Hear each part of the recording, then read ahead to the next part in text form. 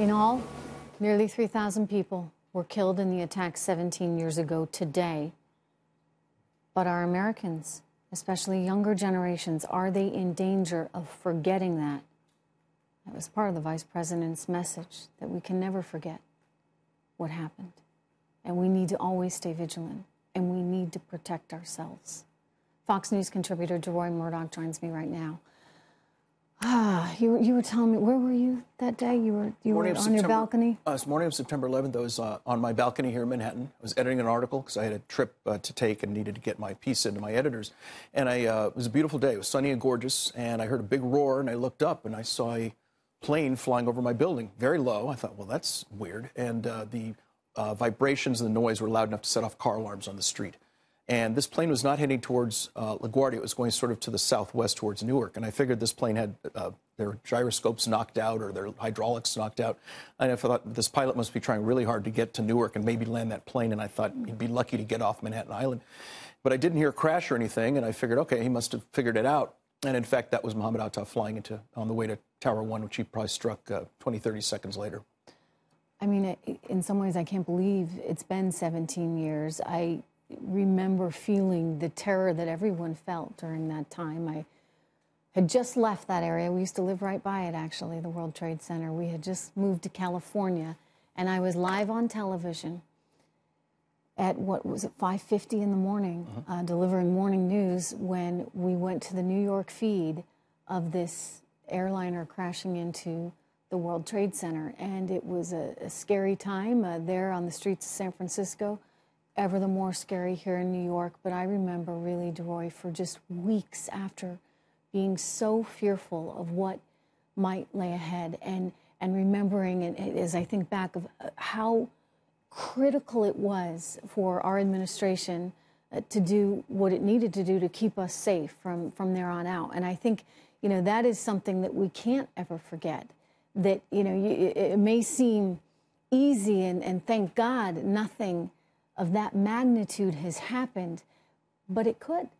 It could if we are not vigilant. You're absolutely correct. We have to stay vigilant about this. These people could be right around the corner right now. But the fact that we've not had anything of this epic level happen again, and the fact that we don't really hear the word Al-Qaeda very much anymore, we don't hear the word ISIS very much like we used to, I think because we have been so successful in the war on terror, thanks to the hard work and the vigilance and courage of our members of the armed forces and people in the intelligence services and so on, that this seems like sort of a distant memory, as opposed to something that, as you say, right after the attack, we thought, oh my God, what are they going to blow up next? We had the anthrax whole situation, just people, even in this building, I believe, getting letters, opening up these letters and getting anthrax. People at the New York Post were attacked and had to deal with this. And so the sense was, oh my God, when is the next attack coming? And then we had the videos with bin Laden and all these other things happening. And thankfully, bin Laden's dead, thank God. When we see a tape or anything from Zawahiri, his deputy, people sort of shrug, thankfully. And ISIS had an area apparently about the size of Great Britain. They're down to a few sand dunes, I think, somewhere in Syria.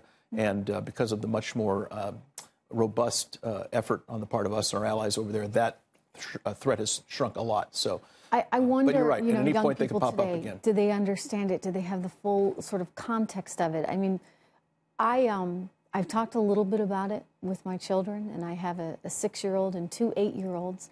But I'm cautious also because you don't want to, burden them with those fears that I think naturally come when you hear about something like this.